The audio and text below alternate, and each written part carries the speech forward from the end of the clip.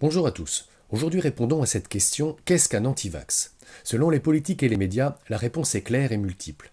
L'anti-vaccin est forcément complotiste, obscurantiste, révisionniste, récalcitrant, réfractaire, membre d'une secte, ignorant, égoïste, irresponsable, voire dangereux. Bref, un ennemi de la société. Exemple avec la une du magazine Society. Chacun de ces défauts a fait l'objet d'une contre-argumentation sur mon site internet, notamment dans le chapitre d'ICO.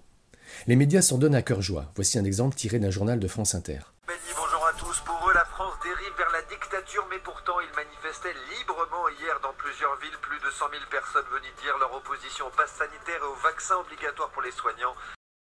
Le journaliste pratique la caricature par la généralisation, stratagème numéro 1 de l'art d'avoir toujours raison selon Schopenhauer.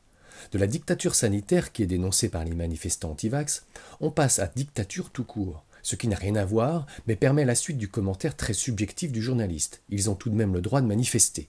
Le raccourci de départ dénature ce qui est dénoncé par les manifestants, et de fait discrédite la raison même de cette manifestation.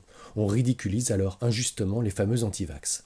Il faut les comprendre, les journalistes, les comprendre mais pas les déresponsabiliser. C'est le même problème avec le racisme américain décrit dans le Courrier international, quand des journalistes blancs essaient de décrire des luttes noires pour l'égalité. C'est quasi impossible. Il y a bien sûr la ligne éditoriale du média qui peut poser problème, il y a aussi l'autocensure consciente et inconsciente du journaliste, sa culture, ce que Bourdieu et Chomsky appellent les ornières idéologiques.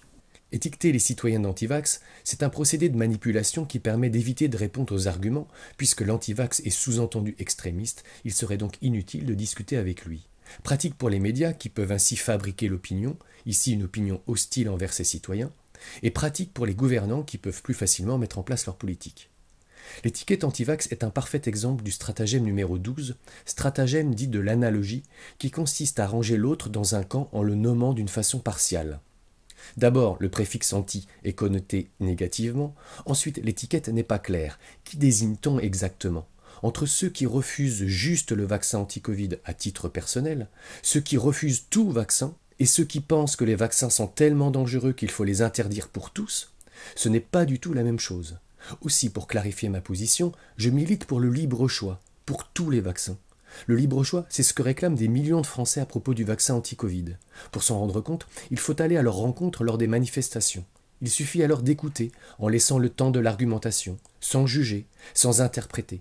Ce sont les prérequis d'un vrai débat démocratique auquel les militants du libre choix n'ont pour l'instant pas droit.